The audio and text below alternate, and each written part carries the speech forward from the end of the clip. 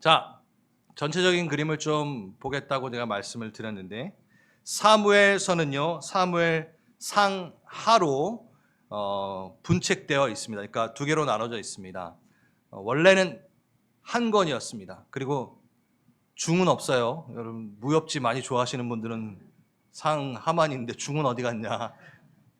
이거 맨날 하는 농담인데 중은 없습니다. 원래 한 권이었고 열왕기서, 이 사무엘서 다음에 열왕기서거든요. 열왕기서도 원래 한 권이었었고 역대기도 역대상하로 나눴지만 원래 한 권이었고, 그리고 또 히브리어 성경에는요 사무엘서 상하가 한 권이랬죠. 그리고 열왕기서 한 권이랬죠. 이 두 개가 한 권이었어요. 그래서 사무엘서는 열왕기서로 연결이 되어집니다. 그래서 두루마리로 이렇게, 두루마리가 아니라 두루마기로 제가 오늘 두루마리 입어 두루마기로, 두루마, 이건 두루 뭐죠? 마기, 이것도 두루마기네. 두루마리. 주여. 아무튼 파피루스 파피루스, 아무튼 그게 페이퍼로 그 언어가 바뀐 거거든요. 그 파피루스가 이렇게 두 개로 있었어요. 그래서 이게 한 권이라고 되었습니다. 뭐 그렇게 중요한 건 아니지만 한번 보겠습니다. 사무엘서 어떤 내용이 있는지. 역사적 서사라고 되어 있는데 히스토리컬 내러티브, 이야기입니다. 이야기. 역사서이지만 이야기로 이루어졌습니다. 그리고 그 이야기가 인물로 구성되어 있죠. 이 사무엘서에 나오는 인물이 누가 있죠? 중심 인물로 나오는 세 명이 있습니다. 누구? 사무엘이죠. 당연히 사무엘서니까. 그리고 다윗도 있지만 그 앞에 누가 한 명 더 있죠? 사울. 사무엘, 사울, 다윗이 등장하고 주요 인물로 나와서 우리에게 하나님의 지식을 전달해 줍니다. 물론 한나도 앞에 잠깐 나와요. 그거는 좀 뒤에 가서 좀 말씀을 드리겠지만, 여러분 아주 익숙한 인물들이죠. 사무엘서이지만 다윗 이야기가 가장 많이 분량을 차지하고 있고, 사무엘서를 전문적으로 우리가 학습하지 않아도 그럭저럭 자연스럽게 얻게 된 그 풍월들이 꽤 있는 책인 거죠. 선악계 3년이면 풍어를 얻는다처럼. 그래서 사무엘서를 우리가 나아가는 데 있어서 그 접근성의 즐거움이 더할 것이라 생각됩니다. 제가 이 신약을 주일 강해 설교 때 하다가 구약을 지금 주일 설교 때 가져온 이유 중에 하나가, 구약은 저희가 수요 강해 때 매번 하잖아요. 그렇죠? 근데 주일날 구약을 한 번도 다루지 않으니까 너무 구약이 소외된 부분도 있고, 그리고 여러분 열심히 또 하가 묵상하고 계신데 로마서 지금 하고 있는데 이제 거의 마무리가 돼가고 있죠. 서신서와 신약에 구성되어 있는 복음서에서는 조금 접할 수 없는 희귀한, 뭐죠? 인물을 통해 성경을 바라보고 하나님의 뜻을 바라보는 것, 특히 이야기, 스토리로 하나님의 이야기를 바라보는 게 이 사무엘서가 강점이 있기 때문에 여러분들이 좀 더 쉽게 말씀 가운데 성경을 좀 접근하실 수 있었으면 좋겠다 해서 이번에 이 주일날 주일 설교 때 구약 강해를 하게 되었습니다. 인물들에게 발견되는 그 인간적 입체성 때문에 우리의 삶에 적용하기가 쉽죠. 사무엘서에 나오는 많은 이야기들을 우리가 사무엘서 강해를 하지 않아도 묵상했던 경험들이 많아요. 예시로, 예화로, 다윗과 사울의 이야기, 이렇게 인물들을 통한 극적인 사건의 이야기, 사울과 다윗의 극명한 대조, 그 안에 기쁨과 슬픔, 분노, 회개 가감없이 담겨 있죠. 그래서 재밌습니다. 그리고 무엇보다 그 깊이가 분명히 있습니다. 무엇보다 사무엘서의 이야기는요, 인간이 된다는 것, 인생을 산다는 것이 곧 하나님과의 관계를 맺는 것이다라는 걸 보여줘요. 그냥 인생을 사는 게 아니라 모든 인생은 출생과 죽음, 굶주림, 갈등, 돈과 권력, 우정, 배신, 결혼, 간음, 살인, 환경의 변화, 정세의 변화, 천재지변까지 나옵니다. 여기 다 나와요. 그래서 이것이 결국 하나님과의 관계에 다 포함된 거구나라는, 우리 인생의 송두리째 하나님과 관계되지 않은 게 하나도 없구나라는 걸 보여주는 책인 거죠. 그래서 또 적용할 점이 많습니다. 하지만 이 이야기라고 해서 일반 소설과는 분명히 다릅니다. 왜일까요, 여러분? 사무엘서의 이야기는요, 독자들의 호감을 구걸하지 않습니다. 세상 소설이나 이야기는 베스트셀러가 되기 위해서 독자의 비위를 맞추기도 하고 독자를 즐겁게 해주려고 하는 목적이 있겠지만 결코 그렇지 않습니다. 하나님의 말씀, 그리고 이 사무엘서의 이야기는요, 오히려 우리를 말씀 앞에 구속시키고 복종시키는 데 목적이 있기 때문에 일반 소설의 이야기와는 다르다라는 거죠. 결단하는 믿음을 통해 그 이야기의 일부분이 되도록 초대를 하는 겁니다. 뭐 조종하여 억지로 끌고 오는 게 아니에요. 스스로 자발적으로 하나님 앞에 무릎 꿇게 하는 책인 거죠. 그렇습니다. 이렇게 세 인물로 중점이 되고 인물 이야기로 여러분을 초대할 것입니다. 그 다음 시대적 배경.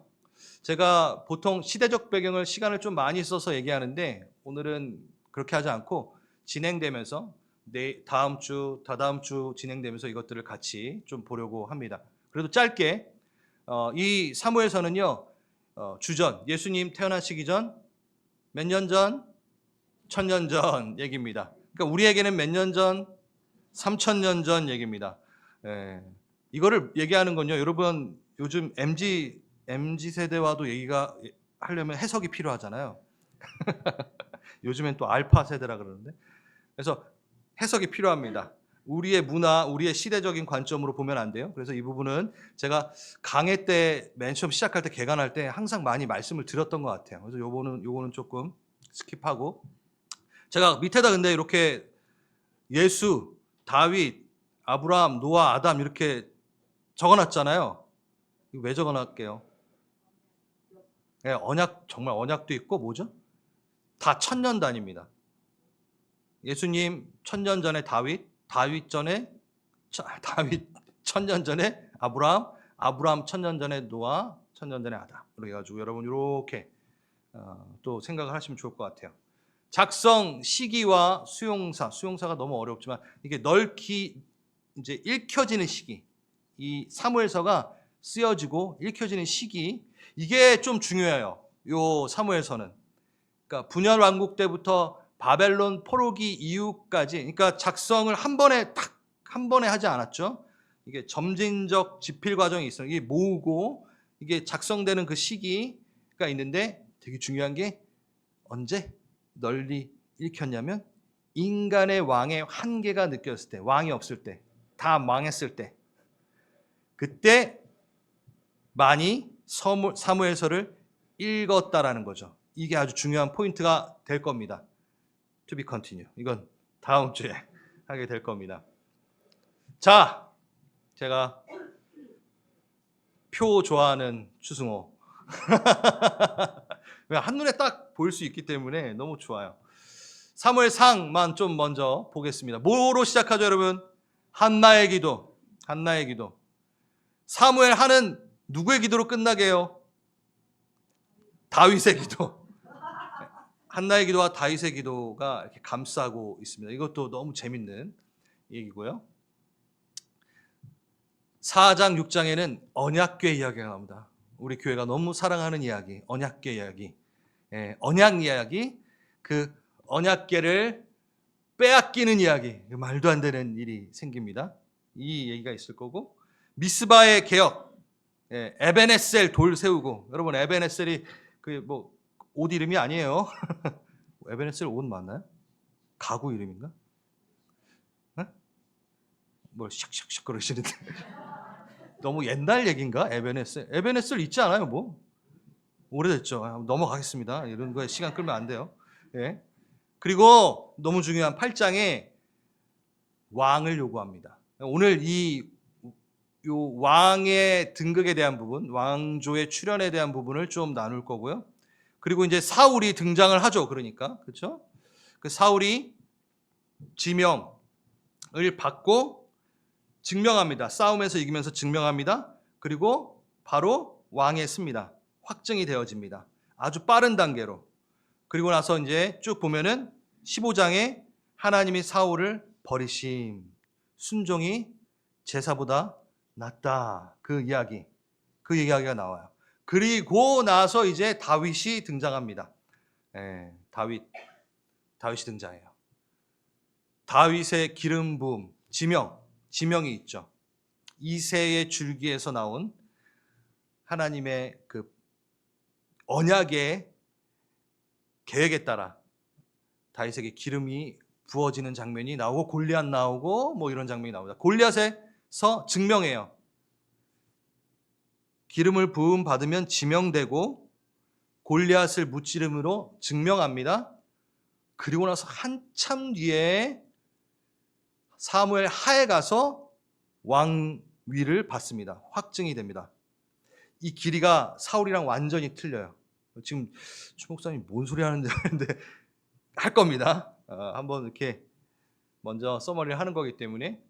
그리고 나서 사무엘이 아니라 사울의 죽음으로 사무엘상이 끝납니다. 그리고 사무엘하가 나오겠죠. 사무엘하. 다윗의 40년 통치 기간에 대해서 다루고 있고요. 사무엘하 5장에 보면은 그래요. 다시 왕에 오르기까지 상당한 시간이 걸리죠. 15년에서 20년 걸립니다. 기름 부음 받고 나서 세워지는 게. 이 과정이 필요했었어요. 우리에게도 필요하다라고도 적용할 수 있습니다. 그리고 6장 보면요. 언약궤가 다윗성으로 들어오죠. 이 장면 너무 멋있죠. 역대기에서도 우리가 좀 다뤘었는데, 그러면서 다윗의 장막, 다윗의 천막에 언약궤가 모셔지고 다윗이 뭐래요? 난 백향목의 궁에 다윗성에 거하나 하나님은 천막에 거하도다. 그래서 하나님의 성전을 짓겠도다. 그랬더니 하나님이 너무 고맙다. 근데 너는 안 된다. 그리고 다윗 언약을 주십니다. 이게 진짜 중요한 파트. 이게 어디요? 7장에 나와요. 재밌겠죠? 네, 재밌겠죠? 여러분 기대하시라고 지금 하는 거예요. 그 다음에 너무나 참혹한 사건이 일어납니다. 밧세바 사건이죠. 네. 그 다음에 맞아요. 압살롬이 등장하기 시작합니다. 압살롬 반란 일어나고 이제 부록처럼 좀 껴있는 건데 다윗의 찬양시, 다윗의 기도가 등장합니다. 그리고 마지막에 다윗이 인구조사를 해요. 하나님의 진노를 받습니다. 이거 인구조사하는 게 잘못된 건가 하는데 그거는 자신의 병력을 체크한 겁니다. 자신의 힘을 체크해 본 거죠. 이 이야기가 있어요. 그리고 진노를 멈추시는 그 장면이 너무 마지막 부분에 정말 클라이막스처럼 너무 재밌어요. 그 진노를 멈추신 그 장소가 오르난의 타작마당이요. 그것은 무엇일까요? 아브라함이 이삭을 드렸던 모리아산이었고 그 산이 뭐가 되냐면 성전산이 됩니다. 이 기가 막힌 이야기가 여기에 들어가 있습니다. 기대되시죠? 네, 좋습니다. 그래서 첫 번째 다윗 언약에 대해서 다루는 책입니다.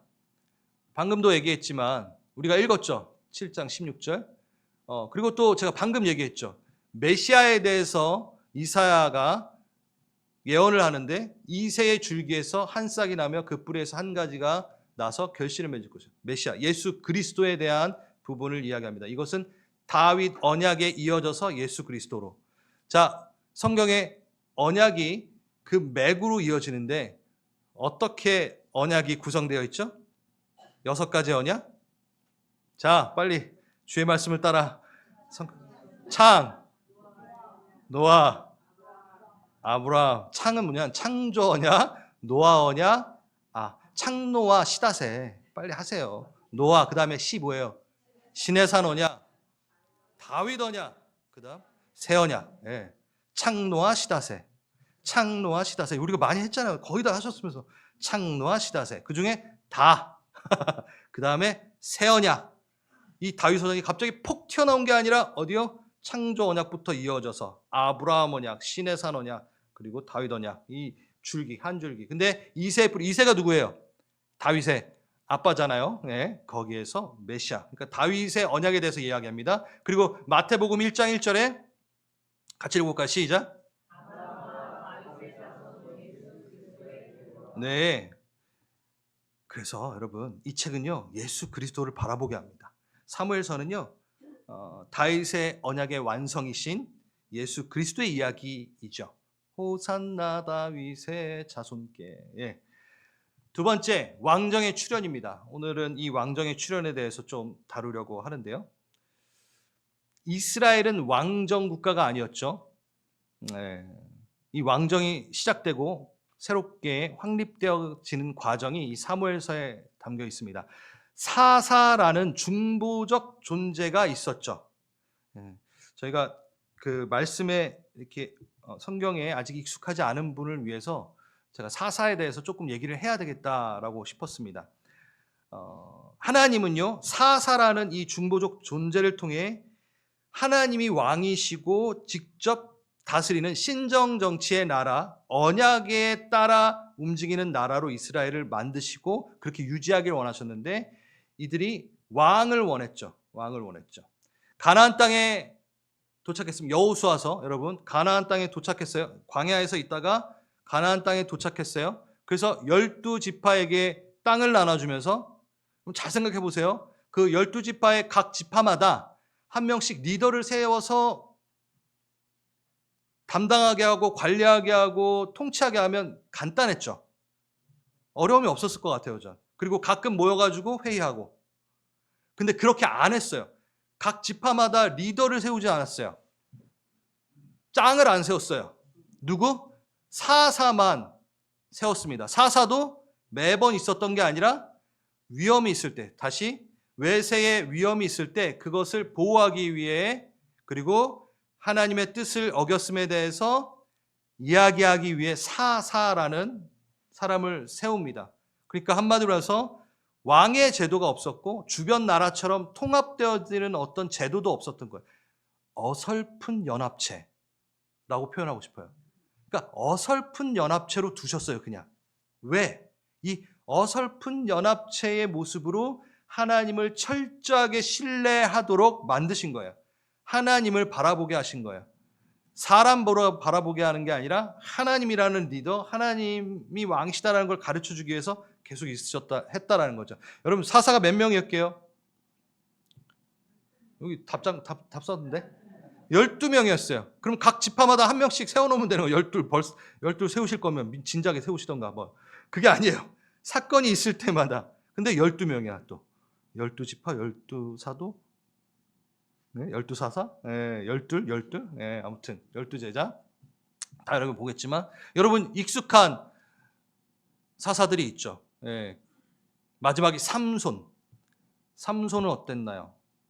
암흑, 그 사사 시대를 대표하는, 나중에는 사사도 타락을 합니다. 그러한 암흑기를 보여주는 것들의 대표적인 인물이기도 하죠. 눈이 멀고. 네, 아무튼 이건 나중에 할 것 같아요.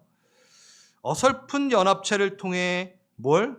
하나님만이 왕이시다. 하나님을 신뢰하도록 가르칠 뿐더러 하나님은 사사를 통해서 내버려 두신 게 아니라 보호하셨어요. 무슨 사건이 있을 때마다. 사사라는 그 단어의 뜻이 재판관, 통치자라는 뜻입니다. 그래서 선지자적 역할도 했고 제사장적 역할도 했습니다. 우리 성경 공부하신 분들은 다 아시겠죠? 선지자적 역할, 제사장적 역할, 중간에 서 있지만 그 역할들은 달랐다고 말씀을 드렸대요. 맞대요? 제사장적 역할은 뭐예요? 하나님이 뒤에 계시고 하나님의 편에 서서 백성을 상대로 하나님께 돌아와. 하나님의 말씀을 전하는. 그렇죠? 선지자죠. 선지자죠. 그리고 제사장은 뭐예요? 하나님 우리 잘못했어요 하고 또 중간에 서서 하나님의 은혜를 바라고. 요 역할을 누가? 사사가 다 했어요. 네, 사사가 다 했어요. 그런데 하나님의 능력이 부족하고 하나님이 통치를 못해서 이방 민족에게 압제를 당했다라고 스스로 피해자 코스프레를 하기 시작합니다. 이스라엘 백성들이. 하나님께 탓을 돌리는 거죠. 외세 압제가 있었던 이유는 뭐였죠? 그들이 스스로 범죄하고 우상 숭배를 했기 때문에 일어난 일인데 그걸 보고 하나님이 통치를 잘 못하시네. 그러니까 뭐요? 우리도 인간왕이 필요해. 이렇게 배운 거예요. 사사기를 대표하는 말이 있죠. 여러분 잘 아실 거예요. 한번 읽어보겠습니다. 시작.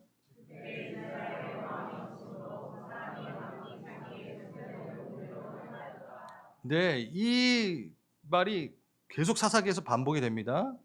그리고 17장 21절은 토시 하나 틀린 게 없이 저 말이 나와요. 이건 사사기를 얘기하는 거죠. 이 때의 상태를 말하는 거죠. 이 때에 이스라엘의 왕이 없어. 왕이 왜 없어요? 누가 있어요? 하나님이 왕이시죠. 근데 그들에겐 그냥 없다 취급한 거예요. 인간 왕이 필요하다라고 벌써 아이디어를 갖고 있었고, 이건 단순히 정치적, 군사적 통치자의 부재를 얘기하는 게 아니라 이스라엘의 진정한 하나님을, 그 진정한 왕신 하나님을 부인한 거예요. 거부한 거예요. 우린 왕이 없다. 이거 정말 위험한 말이잖아요. 분명히 아버지가 계신데 그 집안에 자녀들이 뭐야? 우리 아버지 없다. 새아빠다오. 뭐 이렇게 된 거예요. 너무 위험한 말이잖아요. 그런데 이렇게까지 요구합니다. 읽어보겠습니다. 시작.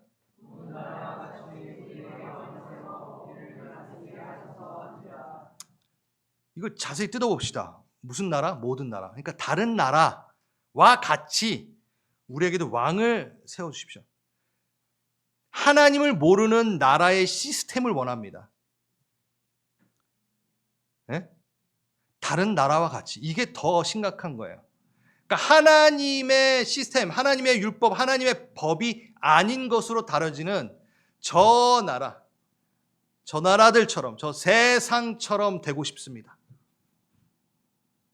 다른 나라, 저 이방 민족처럼 취급해 주십시오. 라고 위험한 말을 하고 있는 거예요.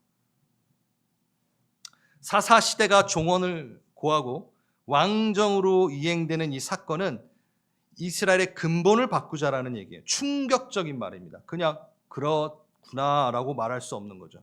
주변 국가처럼 인간이 왕인 나라와 명확하게 대조되는 하나님을 유일한 왕으로 모시는 언약 백성들이 그의 빛을 받아 그의 빛을, 기이한 빛을 선전해야 되는 그들이 그게 싫다라고 하는 거죠.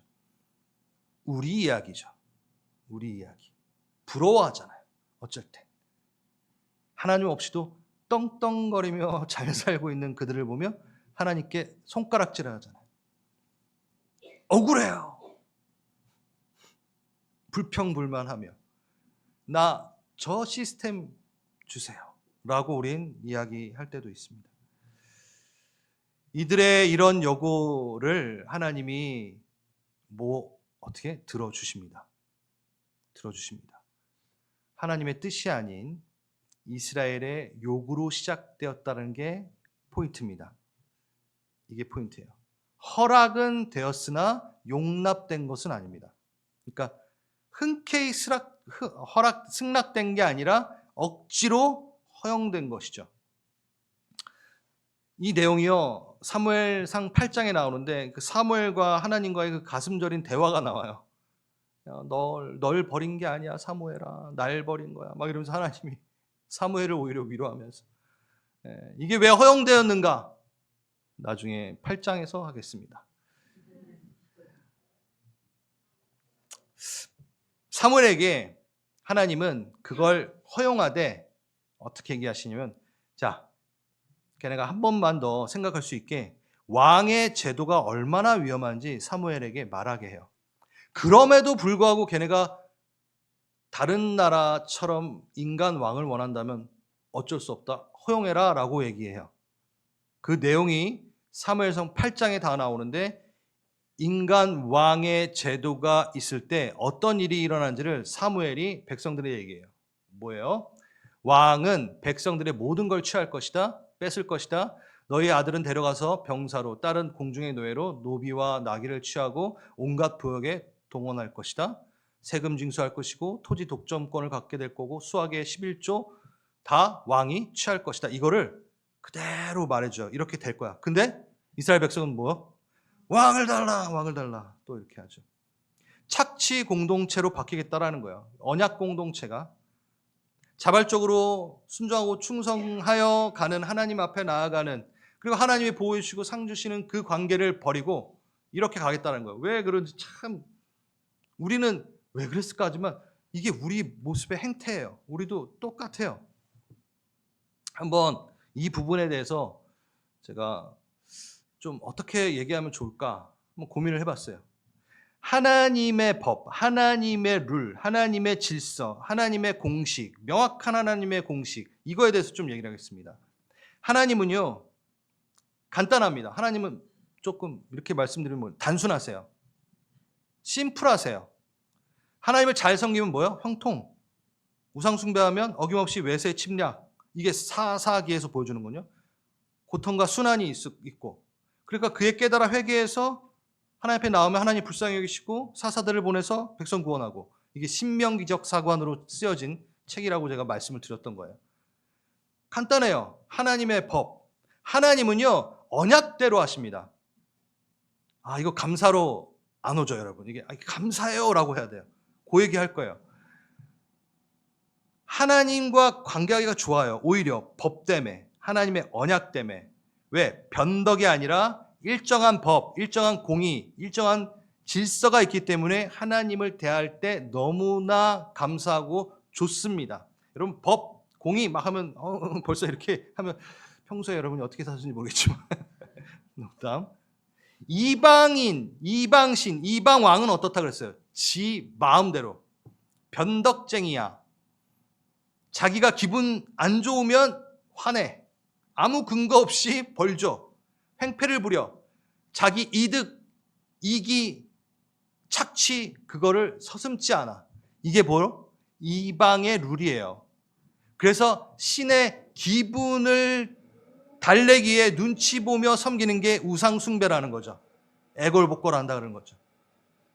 그래서 사도행전에 보면 이름도 모르는 신에 대해서 해코지 하지 말라고, 위해를 가지 말라고 절하는 게 바로 이방신의 모습이에요. 이방신은요 자기 마음대로. 그런데 하나님은 뭐요? 명확하십니다. 자신이 세운 질서 안에서만 판단하십니다. 이게 얼마나 감사한 건지를 깨달아야 돼요. 그 두 가지를 얘기하겠습니다. 한마디로 말해서 그분은 공명정대함이 있습니다. 그게 뭐가 감사한가? 계속 말했잖아요. 예측이 가능합니다. 얼마나 유익한 건지요. 여러분 어떤 누가 통치를 하는데 판사가 있어요. 법을 다루는 사람이요. 자기 마음대로 자기 기분 따라 오늘 와이프랑 싸웠으니까 너 사형 뭐 이러면 안 되잖아요.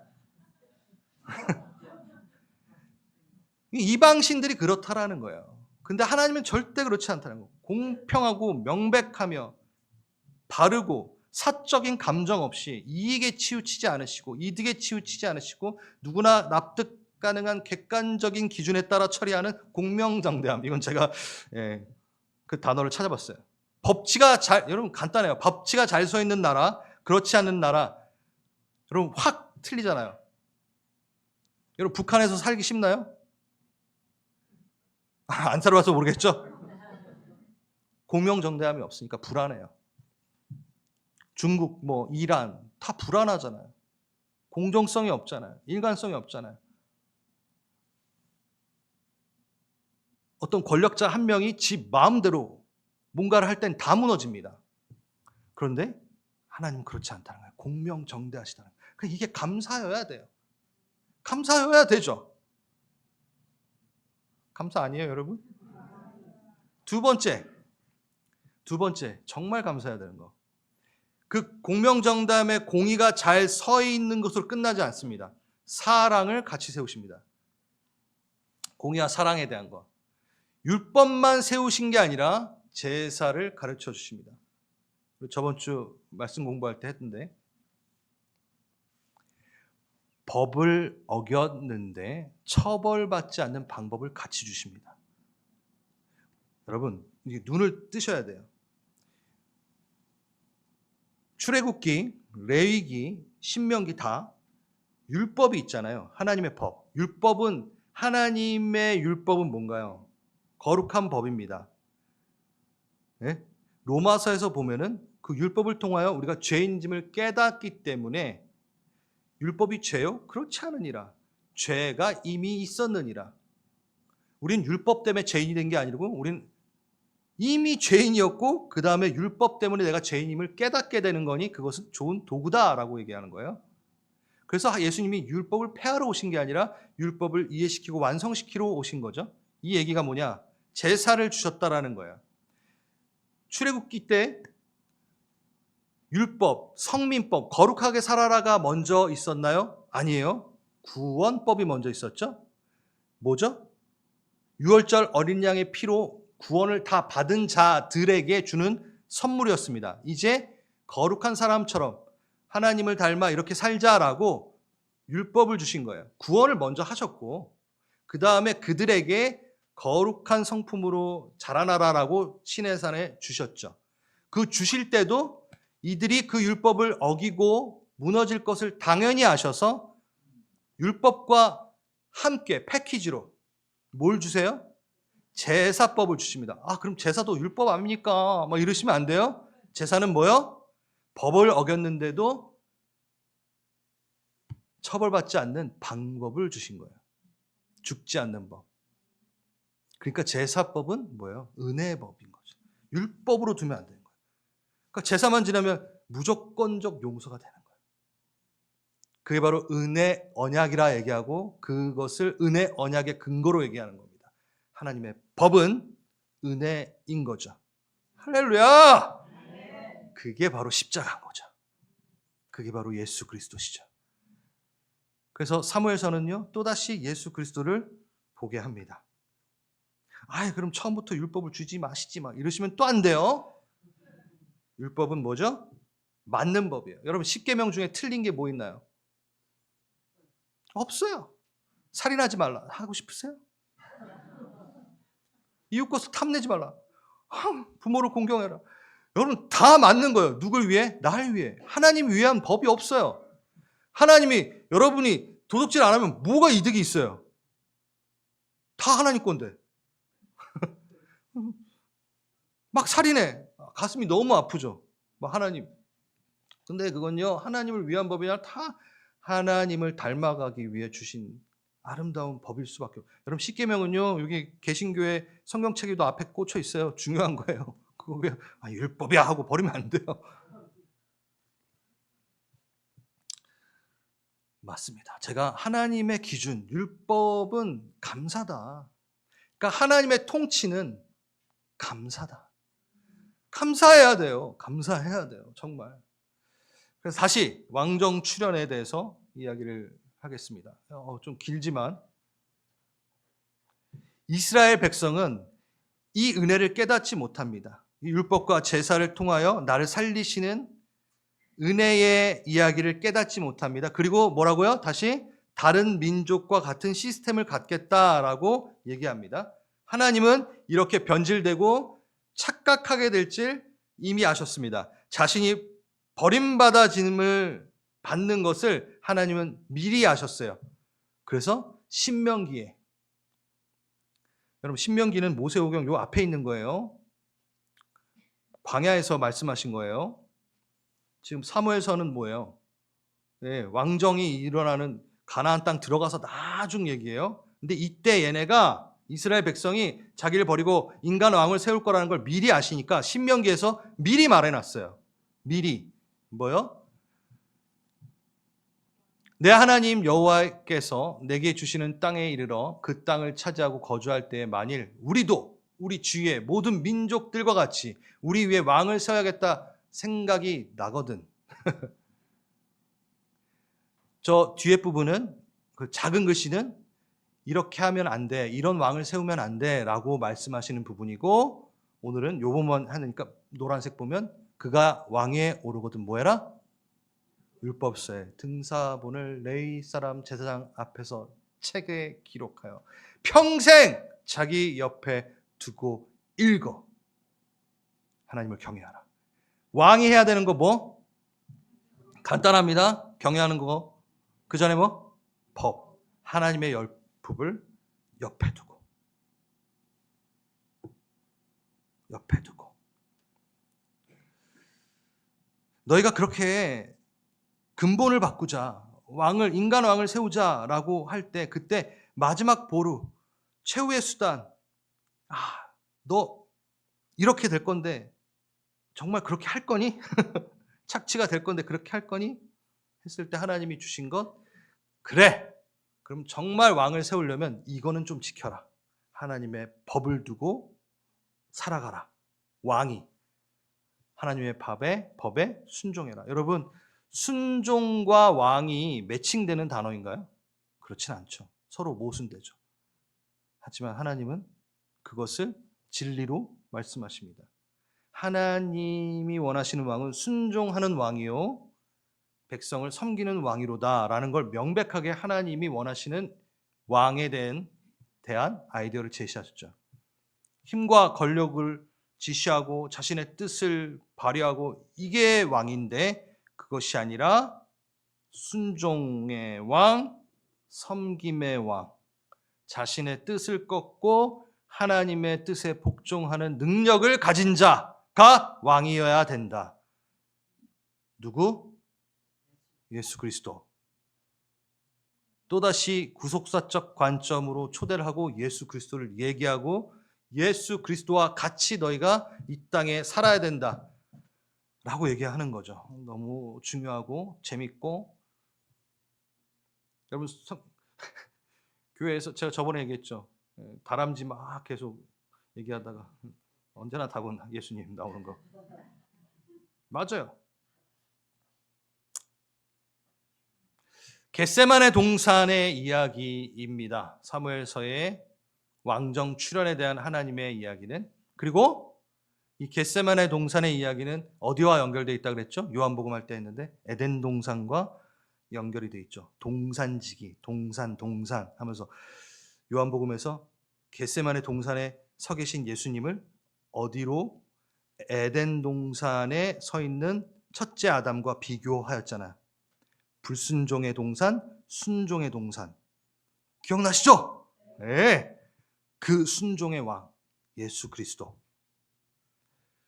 선악을 알게 하는 나무를 먹는 것은 내가 법이다라는 걸 선포한 거잖아요. 아담이. 내 인생은 나의 것, 그걸 노래를 부른 거잖아요. 에덴의 주인은 나야. 내 법대로 다스리겠어 하고 선악과를 딱 스스로 선악을 관장하겠다. 하나님 법 필요 없다. 예, 세상 시스템 왕을 달라. 똑같은 얘기죠. 그러니 그는 어떻게 변하나요? 예, 죄악의 모습으로 갇히게 됩니다. 그리고 나서 하나님은 또 용서하사 그들의 예배를 받으십니다. 바로 창세기 4장에 아벨과 가인이 제사하는 장면이 나와요. 이미 용서하셨다라는 거예요. 예배 드리도록, 제사하도록. 아까 제사가 뭐라 그랬어요, 여러분? 죄를 없이 하는, 네, 은혜의 법이죠. 그게 가능하게끔 이미 만드셨어요. 그랬는데 거기에서 가인은 아벨을 죽입니다. 그렇죠?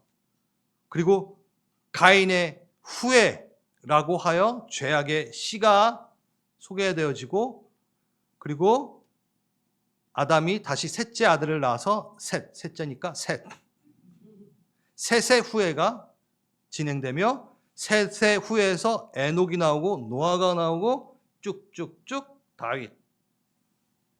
뭘 보여주나요?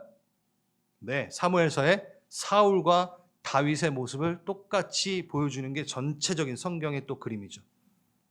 대조. 두 개의 왕정이 등장합니다. 사무엘서는. 성경의 그 큰 그림을 이렇게 사울과 다윗이라는 왕조를 통하여, 두 나라를 통하여 비춰주시죠. 가인의 자손, 셋의 자손, 너희는 어떠한 자리에 쓸 것이냐 또 이야기하는 겁니다. 그래서 마지막 이 두 개의 왕정의 대조, 사울과 다윗의 이야기 재밌을 거예요. 그걸 대표적으로 보여주는 구절을 제가 가져왔습니다. 한 절 차이인데 한번 볼까요? 사무엘이 기름을 붓습니다. 성령의 기름을 붓겠죠. 그렇죠? 그리고 다윗의 여호와의 영에게 크게 감동되니라. 루아흐, 호흡. 하나님의 숨결이여. 네, 그 호흡이 들어옵니다. 그리고 반대로 사울에게서는 그 호흡이 떠나갑니다. 여러분, 숨쉬고 사나? 육적으로 숨쉬고 사나? 우리가 도대체 무슨 숨을 살고 있는지를 고민해 봐야 됩니다. 그 얘기가 사무엘서예요. 너는 어느 호흡으로 지금 살고 있니? 사울과의 대비. 같은 그 시점에 한 절 차이로 대주를 이루죠. 그래서 이 두 왕조를 비교해 가며 사울에서 다윗으로 바뀌어지는, 이 왕조가 바뀌어지는, 치세가 바뀌어지는 근거는 뭔가 우리는 봐야 돼요. 봐야 돼요. 여러분, 묵상을 하다 보면요, 제가 이스라엘 가가지고 그 엔게디 사막이라든가 거기에서 묵상을 하는데 항상 사울은 이렇게 제가 눈을 흘기며 나쁜 놈 이렇게 쳐다봤어요. 근데 묵상하면 묵상할수록 제겐 다윗이 하나 없고 죄다 사울이더라고요. 정말 사울 같은 게 너무 많은 거예요, 내 안에. 그래서 엄청 울었습니다. 이스라엘 거기 사막에서, 그 엔게디 광야에서. 그걸 우리가 하나님 앞에 맞닥뜨려야 됩니다. 다윗을 묵상해야죠. 다윗이 돼야죠. 그런데 내 안에 사울이 있는지도 모른 채 은근슬쩍 다윗 되려고 하지 마십시오. 사윗을 죽여야 됩니다. 사윗 주여, 사울을 우리의 삶에서 죽여야 됩니다. 사윗. 요즘에 줄임말 쓴다고 사울 다윗까지 줄여버리면 안 되죠. 그들의 삶 가운데 무엇을 갖고 규탄하시고 무엇을 갖고 칭찬하시는지, 그들의 삶의 어떤 내용 가운데 때론 책망하시고 어쩔 땐 격려하시고 상 주시는지 유념해서 봐야 됩니다. 그리고 우리가 궁극적으로 얻어야 될 명칭이 바로 이것입니다. 저기 노란색 글자만 한번 읽을까요? 시작. 다윗의 별칭, 다윗의 수식어, 하나님 마음에 합한 자. 하나님은 중심을 보시느니라 하면서 기름 부을 때 다윗에 대해서 중심을, 너 중심, 내 중심, 니캉네캉 통하는 중심, 내 마음에 합한 자요. 다윗의 별칭이에요. 여러분의 별칭이 되기를 바랍니다. 아멘. 그리고 뭐예요? 하나님의 싸움을 싸우는 자. 골리앗 앞에 나갈 때, 야, 너 내 욕해서 나가는 게 아니라 내 사랑하는 아빠 욕해서 나 나가는 거야. 아버지 이름으로. 너 아버지, 내 아버지 이름 욕했어? 내가 아버지 대신 싸우러 나갈 거야. 하나님의 싸움을 싸우는 자. 여호와의 이름으로 내가 나아간다. 이 호칭, 이 별칭 여러분 가지시죠.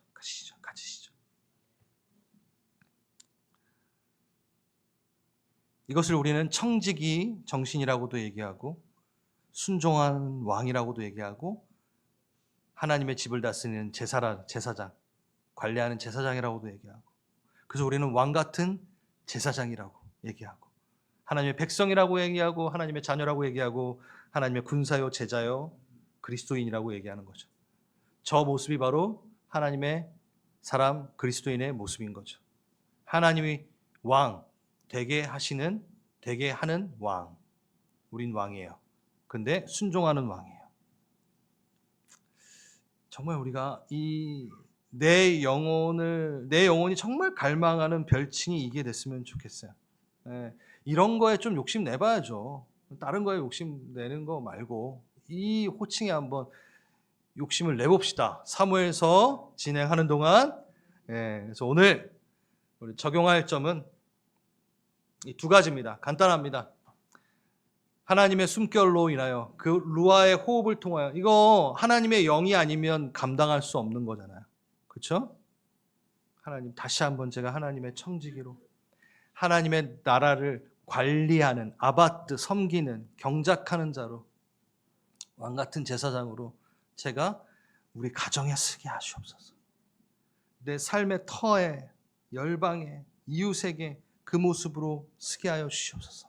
우리 좀 기도합시다. 그리고 다시 마지막에 얘기했던 이 다윗의 호칭, 주님 제 중심, 하나님과 합해져 있습니까? 제가 그걸 갈망하고 싶습니다.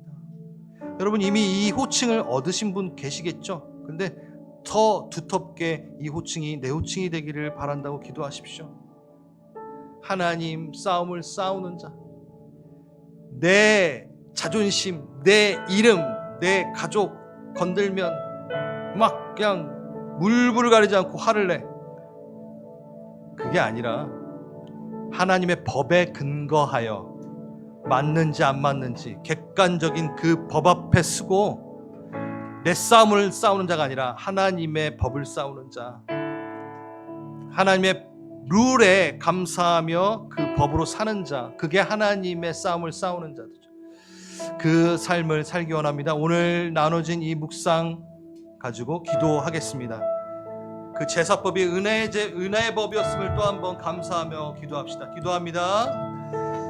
하나님